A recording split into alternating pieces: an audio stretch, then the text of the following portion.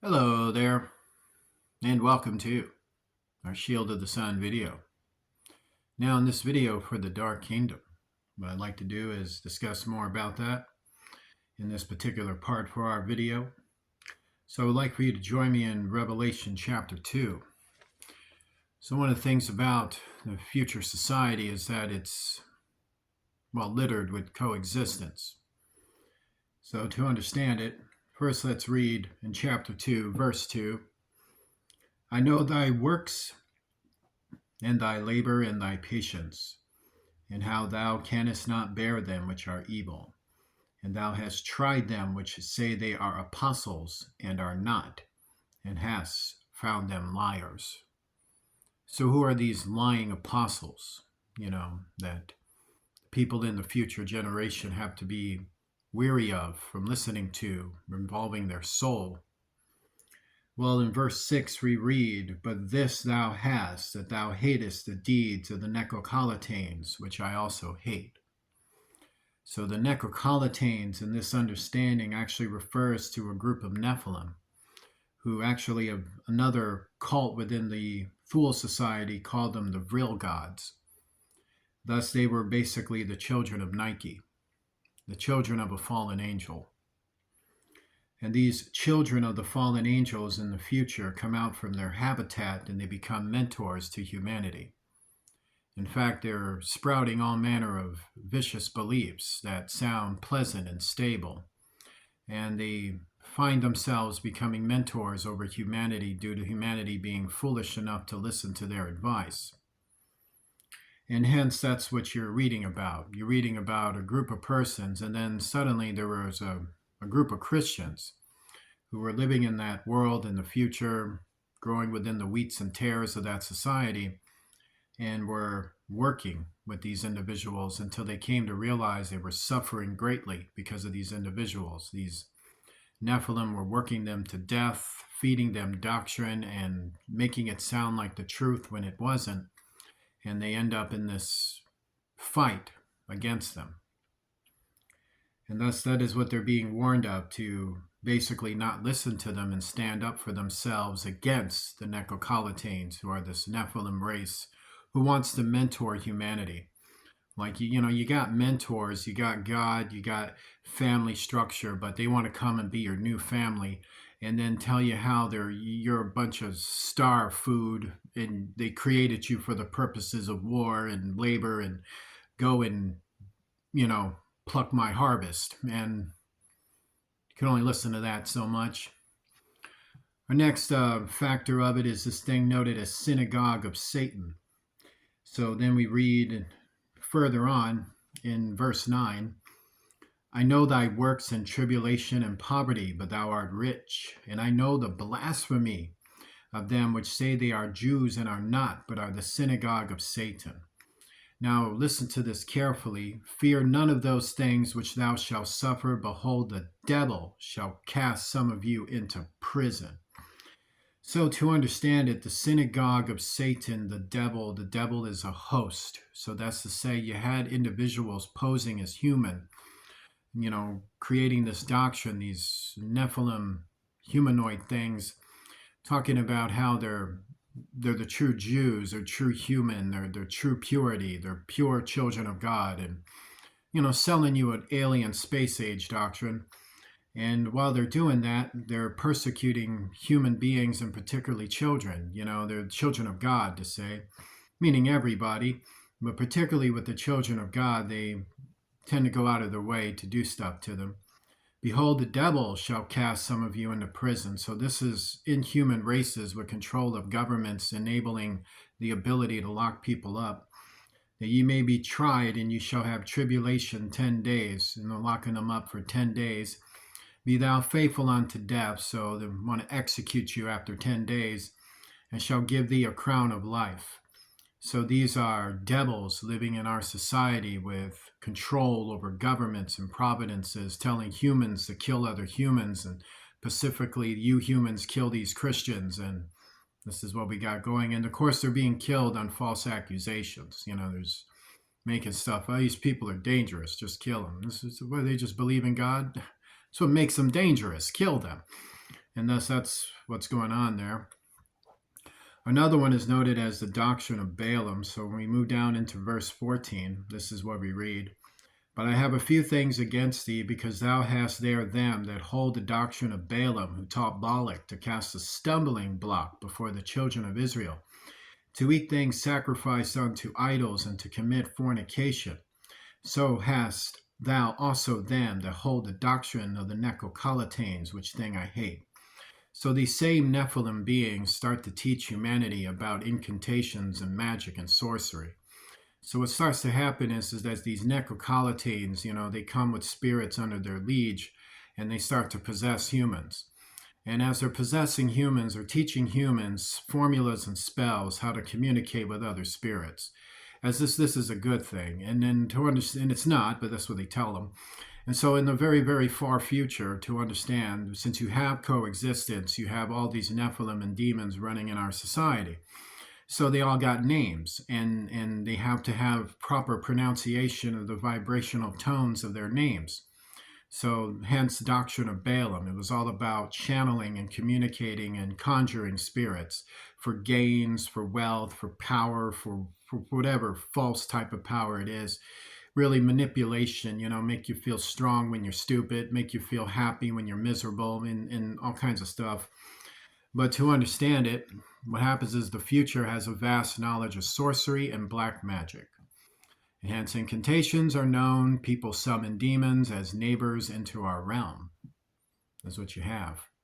So you literally got people learning the doctrine of Balaam so they can communicate with the demons that are already in their physical realm, making that far more easier and far more dangerous. And thus it is your space shared with their space. So whatever you're into, it doesn't matter, because they're going to come and do what they want, is what that is. So next we have is the Doctrine of Jezebel. So to understand, it's very similar to the Doctrine of Balaam. It's also formulated by fallen angels. And the key factor of this doctrine of Jezebel is that Jezebel was into banging fallen angels. And thus that's what she was into. Like her thing, what made her abomination and cursed, and why those curses were so bad with Jezebel, like the woman herself, is that woman was attached with a lot of fallen angels and demons. So when she died, all those fallen angels and demons she was in contact with was released. So in order to get back into contact with them again, you have to learn the doctrine of Jezebel. You got to learn the crap Jezebel knew. So you got to read those incantations, those formulas, those spells.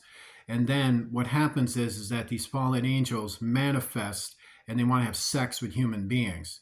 So they'll start to have sex through people or themselves. So what they will do is that they'll possess maybe a female leader. She'll call herself a prophetess. And this prophetess has fallen angels attached to her, and now she wants to have sex with the members of the congregation. And what they don't realize is that they're having sex with demons and not with an actual person. And that person is spreading all those demons inside of them, and then creating this love doctrine where everyone thinks it's just love out here, but really it ain't. It's the fallen angels infiltrating our right to our relationships and spoiling the seeds and ruining our DNA and messing up our relationships and dividing us. And thus the doctrine of Jezebel was to channel evil spirits for sexual encounters with fallen angels. That's what that was about. And yes, that becomes quite a problem in the future, considering they're like living right next to you and they're in your realm. That's going to be a situation. So you can't trust certain men and women because of the doctrine of Balaam, and you can't trust certain men and women because of the doctrine of Jezebel, because either one of them could be doing something with that. And then the next thing you know, you're on a date and some dogman creature wants to eat you, or some siren wants to come and sing to you and then eat you, or some werewolf wants to come and talk to you and then eat you, or some fallen angel wants to have a heart-to-heart with you and then punch out your heart and eat it. You have to be very, very careful in a dangerous future. And believe me, I'm not kidding about this. And then the next one that we have is when we realize a few things, like if we go down into chapter 3 into verse 2, or let's go into verse 3. Remember therefore how thou hast received and heard, and hold fast and repent. If therefore thou shalt not watch, I will come on thee as a thief, and thou shalt not know what hour I will come upon thee. So to understand what's going on in Sardis is that they were giving up, is what they were doing, is that they were seeing so many horrible things going on. Like if you read from 2 going, chapter 2 is already pretty heavy. So once you're done with that chapter, you realize, for them, like in the future, that stuff is going on in real time. So this is what they've gone through. So you got this church seeing all of that, going, I just don't feel like living anymore. I don't want to go outside. I don't want to do any work. I don't want to do this. It's just going to get eaten out here. It's like civilization is about to be thrown over in 3 days because these people are channeling, and these necrokeletines, they feel like they need territory. And so now they want to eat people. So they're feeling discouraged, greatly, greatly discouraged. They want to give up on their faith. So God is telling them, don't do that. This is all you have when it comes to facing death. You got to die eventually. Even in a peaceful world, the reality of death is always there. In a violent world, reality of death is front and center. So it's about understanding that. So next we have is this particular incident with it. So first we read over there in chapter 8. I know thy works. Behold, I have set before thee an open door, and no man can shut it, for thou hast little strength, and hast kept my word, and hast not denied my name. So that's pretty interesting about those doors. Now, if we read from 7 to 8, the whole thing. And to the angel of the church in Philadelphia write, these things saith he that is holy, he that is true, he that hath the key of David. So it's something, the key of David is a spiritual understanding to open up vibrational spherical doors, as described in Psalm about warrior angels and warrior souls battling it out with angels, fallen angels and demons. He that openeth and no man shutteth, and shutteth and no man openeth. That's confirming what I just said. I know thy works. Behold, I have set before thee an open door, and no man can shut it, for thou hast little strength, and hast kept my word, and hast not denied my name. Behold, I will make them of the synagogue of Satan, which say they are Jews and are not. So we've already just talked about, it has nothing to do with any kind of stuff. It's about satanic beings posing as humans, and they call themselves Jews. It's just a name they use to make you think fallen angels are holy. Behold, I will make them to come and worship before thy feet, and to know that I have loved thee. So what this is talking about is that in the very far future, there are unseen remote battles going on. There are interdimensional doors that are being swung open. You got warriors of God going in there, battling it out with fallen angels. And then you got fallen angels and their warriors. They're going in there and battling it out with God's warriors. So you got remote wars going on in the future. So you got interdimensional battles going on. You just don't got battles in the field. You got battles in the unseen places. And since all the doors are opened up in the future, like, see, right now they're sealed off and closed. You got some doors that are open, but they're not open to the extent where you go outside and see it, or you know a locality and you can easily get to it. In the future, that becomes reality, where it becomes more seen and you have an easier access to it. You have access through your soul, through spiritual force and knowledge of the spiritual world, which has spilled over so much into that reality that a lot of people are connected with supernatural power and ability, or abilities God and gifts God has given them, or matters for which has changed the very celestial force of our world, and now our world is entwined in between worlds. So the parallel dimensions that lie in between earth and heaven are more seen, they're more up front, it's more there, the energy is felt. So therefore the battles are front and center. So the battles are occurring back and forth. So this is the future that's being presented to you. And then, of course, in this particular one, we have this one. I know thy works, that thou art neither cold nor hot. I would thou were cold or hot. So then, because thou art lukewarm, neither cold nor hot, I will spew thee out of my mouth.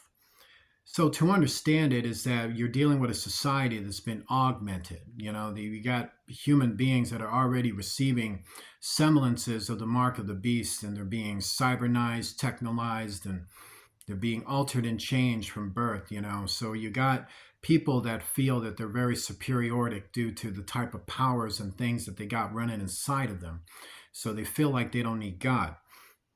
Because thou sayest, I am rich and increase with goods and have need of nothing. So it tells you something. It's not just they have wealth, they have something internally powerful going on inside of them. They feel like they could, bypass sicknesses and plagues and they're fine. And knowest not that thou art wretched and miserable and poor and blind and naked? I counsel thee to buy of me gold tried in the fire. Meaning you should be fighting the wars of God rather than sitting back fighting the wars of Satan so you could feel more comfortable and leisurely with all of this crap inserted into your heart and your veins and your motor functions, which are all cybernized and controlled with a few buttons that are pressed out of Sodom, Egypt. Hence the future. Join me in a prayer. Lord Jesus Christ, I pray, Lord, to cast down every evil, every force of the Antichrist working from the first to the last and infiltration among us, to reveal them, expose them, and to shed your powerful light upon them and deliver us, Lord, to you who knows our needs, our true needs, before one can even ask. In Jesus Christ's name, amen. If you'd like to donate to Shield of the Sun, please do so using Cash App, the $ Shield of the Sun, spelled in small case letters closed together. I advise that you do that because it would bless you and make you happy.